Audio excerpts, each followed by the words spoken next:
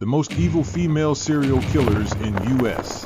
Full list and true crime shocker. Welcome back to Justice Reversed, where real crimes meet real justice. Number 1, Heather Irene Pressdee. In the quiet of hospital corridors, where families trust the hands of professionals, a nurse's touch became a weapon, turning places of healing into silent crime scenes. Heather Irene Pressdee, born in 1982, built a career as a nurse after earlier work as a veterinary technician. Outwardly, she was a woman dedicated to care.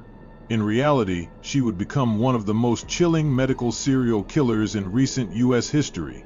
Pennsylvania Attorney General Michelle Henry condemned her actions bluntly. She exploited her position of trust as a means to poison patients who depended on her care. Families called her nothing less than pure evil. Between 2020 and 2023, Pressdee used her overnight shifts to carry out lethal acts in nursing facilities across 4 Pittsburgh-area counties. Her method was deliberate, injecting patients with dangerously high doses of insulin, often just before shift changes, ensuring medical staff would be too late to save them. Victims ranged in age from 43 to 104, some diabetic, others not.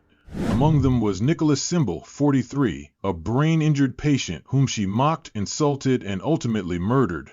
She also killed 90-year-old Gerald Schrum and 55-year-old James Bartow, a non-verbal patient she chillingly described as better off dead. 78-year-old Irene Simons was injected despite not being diabetic. Her daughter, Elizabeth Ozella, later told reporters, "She played God when she didn't have that right." The cruelty extended beyond patients. Surviving victims like Betty Hutchinson were left with devastating disabilities, unable to feed themselves or speak. Evidence also revealed disturbing text messages Pressdee sent, including, "I'm gonna murder already," and "Can I kill this man at Taco Bell?" By May 2023, suspicion hardened into criminal charges. Investigators collected more than 48,000 pages of evidence. Faced with overwhelming proof and the possibility of the death penalty, Pressdee stood in a Butler County courtroom on May 2, 2024, and pleaded guilty to 3 counts of first-degree murder and 19 counts of attempted murder. The sentence was historic: 3 consecutive life terms plus an additional 380 to 760 years. As the judge imposed the punishment, Pressdee, in prison attire, kept her head bowed, a faint tear visible. Her defense attorney claimed she felt remorse, but families were unconvinced. "I looked into the face of Satan myself the morning she killed my father," one relative told the court. Reactions were fierce. Nearly 40 family members delivered impact statements, demanding accountability and vowing to carry their grief forever. Attorney General Henry assured them, "This sentence guarantees she never has another opportunity to inflict further harm." From this tragedy, hard lessons emerge. First, blind trust in authority figures must always be balanced by vigilance. Second, repeated medical red flags deserve urgent review, no matter the source. Third, institutions must act on warning signs about employees, for silence can cost lives. In the end, the Pressdee case forces us to confront a sobering truth. Evil does not always announce itself loudly. Sometimes it wears a nurse's uniform, holding a syringe filled with death. Number 2, Cynthia Lynn Coffman. In the autumn of 1986, fear spread across California as young women began disappearing near ATMs and shopping centers, vanishing without a trace, until their bodies were discovered, strangled, and discarded. The crimes led investigators to Cynthia Lynn Coffman, born in 1962 in St. Louis, Missouri. Her early life was marked by instability. Her father left. Her mother once tried to give her and her brothers away. At 18, she married, had a son, and later moved to Arizona. By May 1986, she met James Marlowe, a career criminal known as the Folsom Wolf, with Aryan Brotherhood tattoos and a long history of theft. Their relationship spiraled quickly into methamphetamine use, marriage, and violence. Coffman even branded herself with tattoos, "Property of the Folsom Wolf," and WOLF, symbols of devotion, that prosecutors later used to show her complicity. Their spree began in July 1986 with the killing of Gregory Hill in Kentucky. By October, they turned to young women. On October 11, 32-year-old Sandra Neary vanished from an ATM in Costa Mesa. 2 weeks later, Hikers found her decomposing body. Days later, Pamela Simmons disappeared in Arizona, her car abandoned near an ATM. Witnesses recalled Coffman alongside Marlowe as they demanded Novi's ATM pin. She was sodomized, strangled, and buried in a shallow vineyard grave. On November 12th, 19-year-old Lynn Murray was abducted outside her workplace. Taken to a motel, she was raped, blindfolded, and strangled in a bathtub, her credit card later used by Coffman to pay for dinner. The pair was captured on November 14 near Big Bear City by a 100-man search party wearing clothes stolen from Murray's workplace.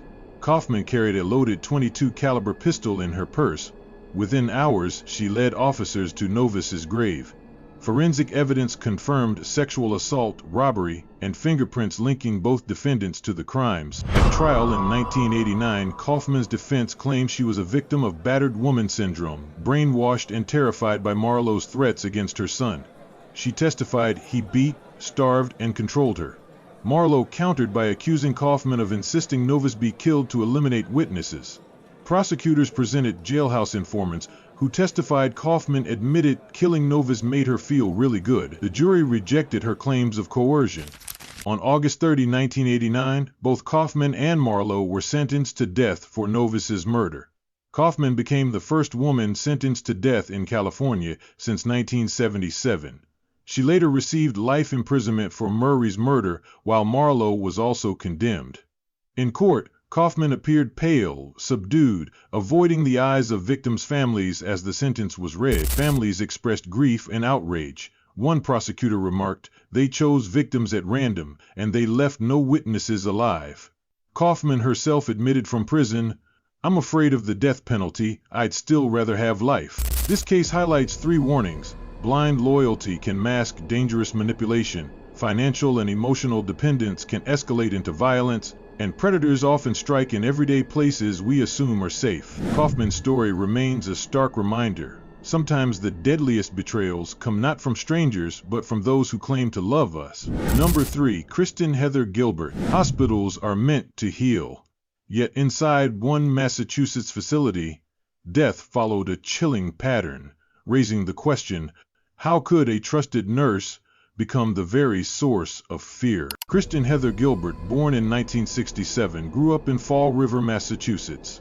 Outwardly bright and sociable, she was remembered as a high-achieving student, but behind that image were troubling signs: compulsive lying, staged suicide attempts, and violent threats. By 1988, she was married, a mother of 2, and working as a registered nurse. Soon after, she joined the staff of the Veterans Affairs Medical Center in Northampton, Massachusetts. Colleagues admired her skills, but whispers grew louder as deaths rose dramatically on her shifts. Nurses began calling her the Angel of Death. Prosecutors later proved that between 1989 and 1996, Gilbert injected patients' IV bags with lethal doses of epinephrine, triggering cardiac arrests. She often joined the emergency response herself, sometimes reviving victims, other times watching them die.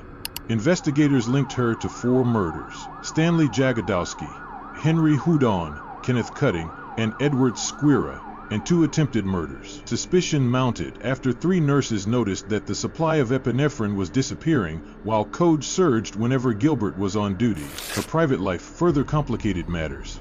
Gilbert began an affair with James Perot, a VA police officer whose job required him at every medical emergency. Prosecutors argued she staged crises to capture his attention. Perot later testified Gilbert confessed over the phone, "You know I did it. I killed those guys." By 1996, the investigation gained momentum. Special agents from the Veterans Affairs Inspector General and state police collected thousands of pages of records. A statistician calculated the odds of so many deaths on Gilbert's shifts as 1 in 100 million. Physical evidence emerged when 3 broken ampules of epinephrine were found after Squira's death. Investigators also discovered Gilbert had phoned in a bomb threat to the hospital, an attempt to derail the inquiry. The trial began in 2000 under federal jurisdiction since the murders occurred on government property. Assistant U.S. Attorney William Welch described her actions as a wall of guilt, presenting 70 witnesses and over 200 pieces of evidence. The defense claimed she was the target of jealous colleagues and that her confessions were made under stress. After 12 days of deliberation, the jury convicted her on 3 counts of first-degree murder, 1 count of second-degree murder, and 2 counts of attempted murder. On March 27, 2001, Judge Michael Panzor sentenced her to 4 consecutive life terms without parole, plus 20 additional years. In court, Gilbert remained expressionless, shoulders tense, avoiding the eyes of grieving families. One relative declared she played God and veterans paid with their lives. From this case, painful lessons stand out. Blind trust in authority figures can mask lethal intent. Unexplained medical irregularities demand immediate scrutiny, and workplace concerns, when ignored, can allow predators to operate unchecked. Kristen Gilbert's story lingers as a grim reminder. Sometimes the most dangerous threat to life comes not from strangers, but from the very hands sworn to save it. Number 4. Vickie Dawn Jackson. Hospitals are sanctuaries of healing, but in one Texas community, a sudden surge of unexplained deaths raised a chilling question. What if the trusted hand of a nurse became the cause of suffering? Vickie Dawn Jackson, born in 1966 in Montague County, Texas, appeared to those around her as quiet, polite, almost unnoticeable. Co-workers described her as friendly, and one victim's relative later recalled her as a wallflower. But between December 2000 and February 2001, Jackson's name became tied to one of the most disturbing medical crime sprees in American history. At Nocona General Hospital, deaths more than doubled in a matter of weeks. Normally 5 to 10 patients might pass away in that span, but nearly 24 were lost. Investigators would later prove that Jackson, a licensed vocational nurse, injected at least 10 patients with lethal doses of Mivacron, a muscle relaxant that paralyzes breathing when improperly administered. Victims ranged from 62 to 100 years old. FBI Special Agent David Burns testified that Jackson killed patients in fits of anger, targeting those she found too demanding or verbose. The timeline was as swift as it was horrifying. In December 2000, deaths mounted without explanation. By January, suspicion grew among staff as more patients collapsed without warning. Dr. Lynn Dingler, alarmed by missing vials of Mivacron, remarked, "Too many people were dying." In February, 61-year-old Donnelly Reed survived a near-fatal injection and later testified that Jackson had given him something through his IV, then watched him gasp for air, just smiling at him. Evidence soon followed. A syringe containing traces of Mivacron was discovered in Jackson's household trash. Her shift schedule aligned with the majority of deaths, including that of her own third husband's grandfather. In June 2001, 10 bodies were exhumed, and forensics confirmed Mivacron in every case. Even more disturbing, her daughter later handed investigators a sealed box filled with notes, clippings, and references to the drug, what prosecutors described as her trophies. Jackson was arrested in July 2002, facing multiple capital murder charges. Her first trial in 2005 collapsed in a mistrial due to prosecutorial missteps. By 2006, she entered a no-contest plea to 10 murders, avoiding testimony from her daughter and sparing herself a jury trial. On October 5, 2006, she was sentenced to life in prison. In court, she stood still, eyes fixed downward, denying guilt but offering no explanation. When asked why she was killed, she simply replied, "I don't know." For the small town of Nocona, the betrayal left lasting scars. Families mourned in silence while whispers of the death nurse spread nationally. The hospital changed protocols immediately, removing Mivacron from crash carts and tightening drug access. This case leaves 3 urgent lessons. Vigilance in medical settings can save lives, silence in the face of suspicion enables harm, and blind trust, even in healthcare, can be dangerous without oversight. The story of Vickie Dawn Jackson endures as a reminder. Sometimes the gravest threat does not come from illness itself, but from those entrusted to heal. Number 5. Kimberly Clark Saenz. A sudden spike in medical emergencies at a Texas dialysis clinic left families terrified, patients gasping for air, and investigators asking a chilling question: was someone deliberately turning treatment into torture? Kimberly Clark Saenz, born in Massachusetts in 1973, seemed an ordinary licensed practical nurse when she joined the DaVita Dialysis Clinic in Lufkin, Texas. Behind the uniform, however, was a troubled history. Fired repeatedly for stealing narcotics, cheating drug tests, and arrested for public intoxication. Despite these red flags, she continued to secure jobs in healthcare. At home, her marriage crumbled, her husband sought a restraining order, and she battled substance dependence. By 2008, prosecutors would describe her as a nurse who turned on those she was sworn to heal. In April of that year, the Lufkin Clinic reported a surge in emergencies. Paramedics were called more than 30 times in a single month, compared to only twice in the previous 15 months. Patients collapsed mid-treatment, suffering sudden cardiac arrests. On April 1, 2 victims, Thelma Metcalf and Clara Strange, died within hours of each other. Metcalf's daughter later recalled a horrible smell that burned my eyes and nostrils. It smelled like bleach. Over the next weeks, Garland Kelly, Cora Bryant, and Opal Few also died. Survivors described sharp chest pain and sudden weakness. One patient gasped, "What did you give me?" before collapsing. Behind it all was bleach, sodium hypochlorite, secretly injected into dialysis lines. Bleach ruptures red blood cells, leading to suffocation from within. On April 28, eyewitnesses Lyndon Hall and Lurleen Hamilton saw Saenz draw bleach into syringes and inject it into patient lines. Soon after, those patients crashed. When confronted, Saenz claimed she was cleaning equipment. Tests proved otherwise. The syringes and bucket all contained bleach. The clinic shut down, and the CDC warned that one of the employees might be killing people. The investigation was unprecedented. Forensic experts developed a new test for chlorotyrosine, a chemical marker proving bleach exposure. 9 patient samples tested positive, 1 at 70 times the normal level. Saenz's home computer revealed searches like bleach poisoning and symptoms of bleach infusion. During questioning, she mentioned bleach more than 20 times before investigators even brought it up. The capital murder trial began in March 2012. Prosecutors relied on eyewitness testimony, chemical evidence, and her own internet searches. Saenz's defense argued she was a scapegoat for corporate failures, but the jury was unconvinced. On March 31, 2012, she was convicted of 5 counts of capital murder and 3 counts of aggravated assault. Days later, she was sentenced to life in prison without parole. In court, she sat stiff, eyes forward, denying guilt as victims' families called her a psychopathic serial killer. This case delivers urgent warnings. Workplace oversight failures can enable predators in positions of trust. Early complaints about medical staff should never be dismissed. And sudden medical patterns must be investigated immediately to protect the vulnerable. The story of Kimberly Saenz forces a grim reflection. The danger was not hidden in the medicine. It was in the hands of the nurse who delivered it. Number 6. Dana Sue Gray. In a gated California community meant for safety and leisure, fear crept in quietly as elderly women began dying in brutal, unexplained attacks.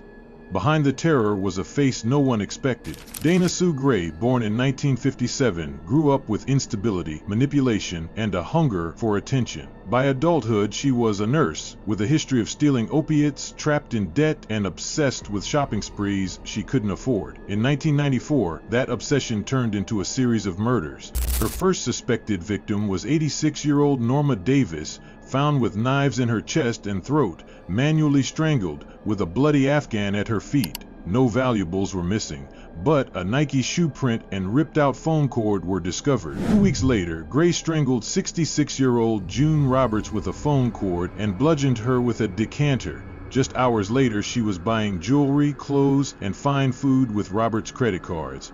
A prosecutor later said she went shopping while her victim's body was still warm. On March 10th, Gray attacked 57-year-old Dorinda Hawkins inside an antique store.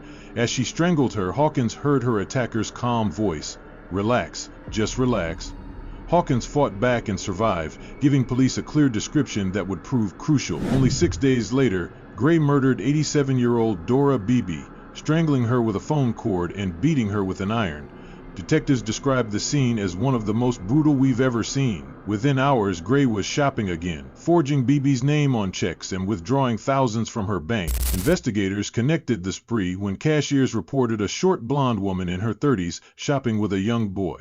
Detective Joseph Greco traced the evidence back to Gray, who had dyed her hair red and lived with her boyfriend's son. When police searched her home, they found Beebe's credit cards hidden in a sock drawer, shopping bags with tags still on, and Nike shoes matching the bloody print from Norma Davis's home. During questioning, Gray admitted only to an overwhelming need to shop, showing little sympathy for her victims. In 1998, to avoid the death penalty, she pled guilty to 2 murders and 1 attempted murder. She was sentenced to life without parole. In court, she appeared calm, her stylish past replaced by the vacant look of a convicted serial killer. The Canyon Lake community was shattered. Terrified elderly residents began sleeping in groups, reinforcing locks and arming themselves. One council member recalled, "We thought we were safe. Suddenly, no one was." From these crimes, 3 lessons stand out. Greed left unchecked can spiral into violence. Warning signs, drug theft, compulsive spending, manipulation must not be ignored. And communities must act quickly to protect their most vulnerable before tragedy strikes. The murders of Danasu Gray remind us of a chilling truth. Sometimes danger comes not from strangers outside the door, but from someone already welcomed in. Number 7. Andrea Yates. In the stillness of a Houston morning, a mother's unraveling psyche turned a family sanctuary into a scene of unimaginable horror, revealing the devastating cost of ignored cries for help. Andrea Yates, born in 1964, a former nurse and Houston valedictorian, confessed to drowning her 5 children in their Clear Lake City home on June 20, 2001.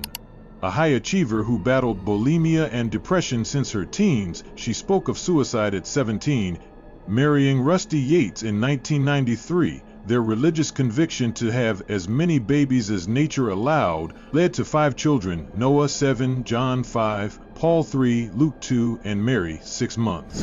After Luke's 1999 birth, Yates' mental health collapsed. She attempted suicide twice by pills and knife, earning a postpartum psychosis diagnosis. Dr. Eileen Starbranch warned another pregnancy would guarantee psychotic depression, yet Yates conceived Mary 7 weeks later. Haldol stabilized her until she stopped it in 2000. Her father's death in 2001 triggered a relapse. She self-mutilated, stopped feeding Mary, and became near catatonic. Under Mohammed Saeed's care, Yates was hospitalized but discharged prematurely due to insurance constraints. On May 3, 2001, she filled the bathtub, intending to drown her children, but hesitated.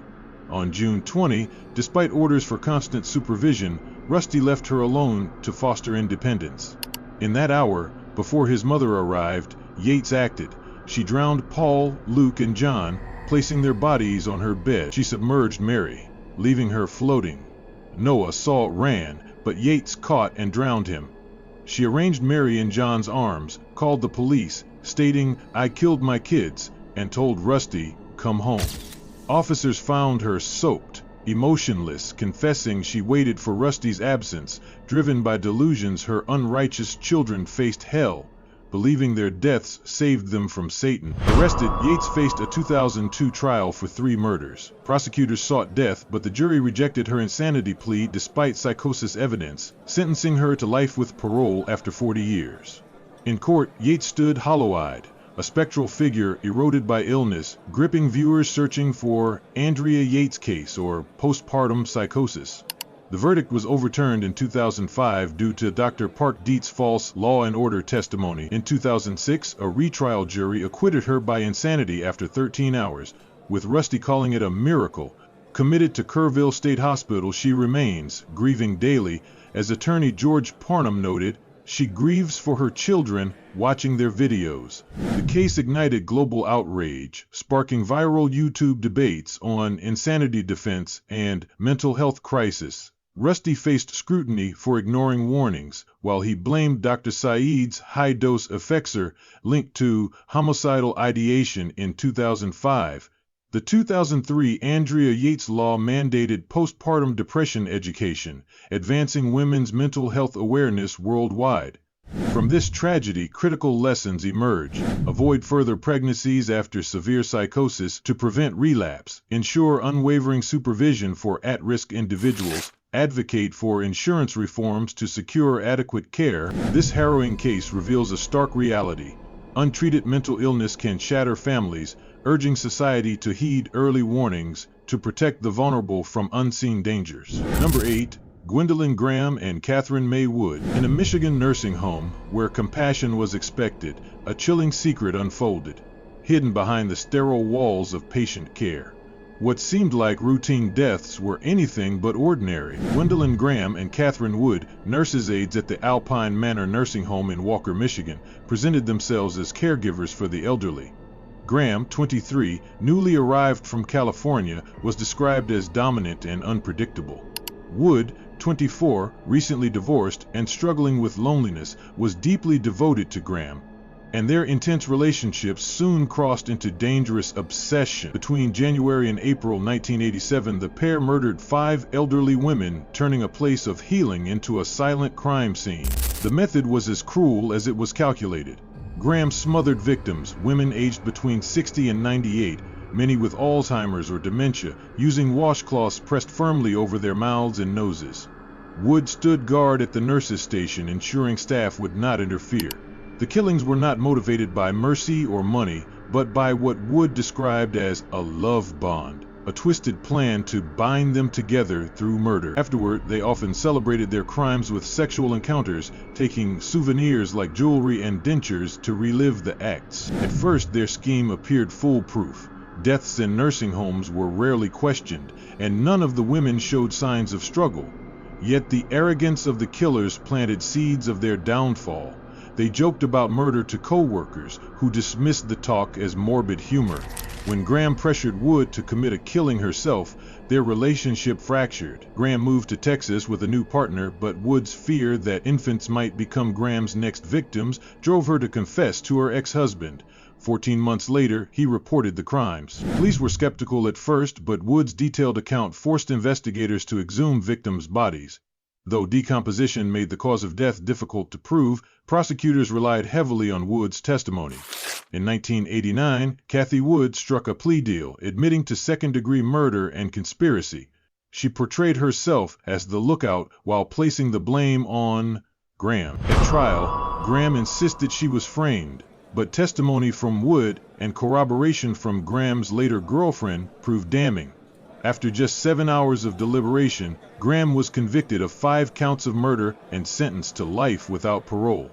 Wood received 20 to 40 years, serving nearly 3 decades before her controversial parole in 2020. The families of victims expressed outrage.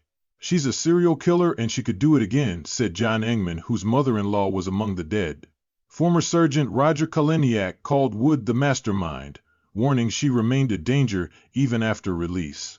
The case serves as a grim reminder of 3 warnings.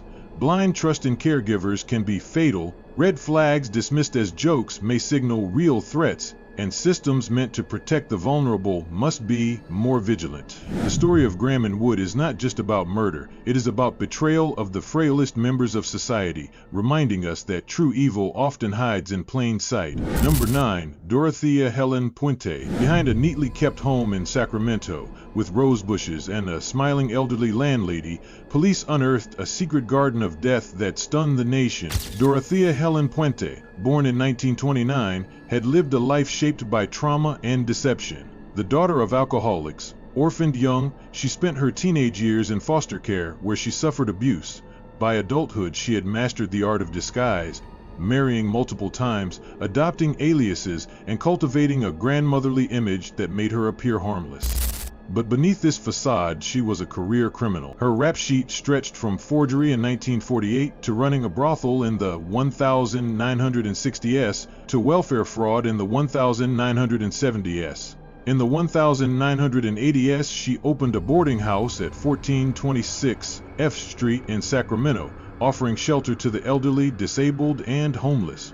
In reality, she was quietly murdering tenants and stealing their Social Security checks. Her victims included Ruth Monroe, who died of an apparent overdose in 1982, and Malcolm McKenzie, who survived being drugged and robbed. After serving prison time for theft, Puente struck again. In 1985, she killed her partner, 77-year-old Everson Gilmouth, concealing his body in a wooden box dumped in a riverbank. She continued cashing his pension. Soon, a chilling pattern emerged. Tenants vanished, and Puente forged their checks while writing fake letters to their families. In November 1988, authorities began searching for Alvaro Bert Montoya, a developmentally disabled man placed in her care. His social worker raised alarms after Puente's explanations became inconsistent. Detectives dug in her backyard and unearthed the body. Over the next several days, 7 corpses wrapped in sheets and plastic were pulled from beneath her flower beds and concrete slabs. It looked like a horror movie, one investigator recalled. Puente fled to Los Angeles, but was caught when a man at a bar recognized her from TV after she asked him about his Social Security benefits. At trial in 1993, prosecutors charged her with 9 murders. Evidence included sedatives prescribed in her name, handwriting analysis of forged checks, and witness testimony about her drugging tenants. She preyed on society's forgotten, the prosecutor told jurors. Puente, dressed in conservative clothing, with her white hair pinned back, sat expressionless. After 35 days of deliberation, the jury convicted her of 3 murders: Benjamin Fink, Leona Carpenter, and Dorothy Miller. She was sentenced to life without parole. From prison, she insisted, "I'm not guilty." She remained at Chowchilla until her death in 2011. The community was left shaken. Neighbors who once described her as sweet now called her pure evil. Her home at 1426 F Street became a grim landmark, attracting visitors curious about Sacramento's most infamous serial killer. From this tragedy, lasting warnings emerge. Appearances can mask danger. Predators often hide in plain sight. Vulnerable individuals must be protected by stricter oversight of caregivers. And systems managing government benefits must be vigilant against exploitation. Dorothea Puente's story is a chilling reminder that evil can wear the mask of kindness, and trust, once misplaced, can become fatal. Number 10. Megan Huntsman. In a quiet Utah suburb, a discovery inside a garage would expose a decade-long secret that horrified even seasoned investigators. Megan Huntsman, born in 1975, was described by neighbors as a polite mother of 3 daughters who blended easily into the community of Pleasant Grove. But behind her ordinary facade, she carried out one of the most disturbing cases of serial infanticide in American history. Between 1996 and 2006, she gave birth in secret and killed 6 of her newborn children within minutes of delivery, suffocating or strangling them before wrapping their bodies in cloth, sealing them in plastic, and hiding them inside cardboard boxes stacked in her garage. Her actions came to light on April 12, 2014, when her estranged husband, Darren West, recently released from prison on drug charges, began cleaning the garage. He discovered a tiny corpse wrapped in plastic and immediately contacted police. Confronted by West, Huntsman admitted there were more. Authorities searched the garage and unearthed 6 more infants, forming what one officer later called a baby mausoleum. DNA tests confirm Huntsman as the mother of all 7 and West as the biological father, though one child was determined to be stillborn. The details left investigators stunned. Huntsman, weighing just 105 pounds, had concealed 7 pregnancies from her husband, daughters, and neighbors who recalled nothing unusual during those years. She spared her youngest living child, born in the same decade, but offered no clear reason why. When questioned, she told police she had been too messed up on meth to care for the babies, describing her actions as motivated by addiction and avoidance of responsibility. Pleasant Grove Police Captain Mike Roberts condemned her conduct as completely selfish, saying she chose drugs over her own children. Officers also discovered a chilling pattern of neglect by oversight systems. Federal agents had searched the home in 2005 for drugs but missed the boxes containing remains. In 2006, a report of Huntsman's meth use reached child welfare authorities, but no intervention prevented further killings. Detectives seized a digital diary, birthing bed, and other evidence, but Huntsman's psychological evaluation was never publicly released. February 12, 2015, she pleaded guilty to 6 counts of murder. During sentencing, Judge Daryl McDade remarked, "I really thought I had seen it all until this case." Huntsman showed little emotion as she received 6 life sentences, with 3 to run consecutively. She will be eligible for parole in 2064 at age 89, though prosecutors believe she will never leave prison alive. The Pleasant Grove community was left shaken. Neighbors who had once trusted her were horrified, while officers spoke of images from the garage they would never unsee. From this tragedy, 3 warnings stand clear.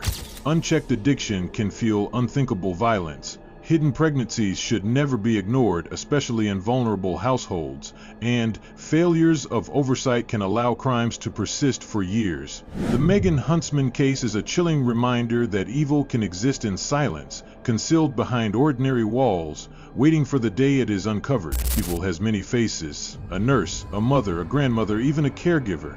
Each story tonight reminds us that trust, once betrayed, can be the deadliest weapon of all. These women walked among neighbors, co-workers, and even family members while hiding horrors that would forever scar communities. And if history has shown us anything, it's that the most terrifying predators are not always strangers in the dark.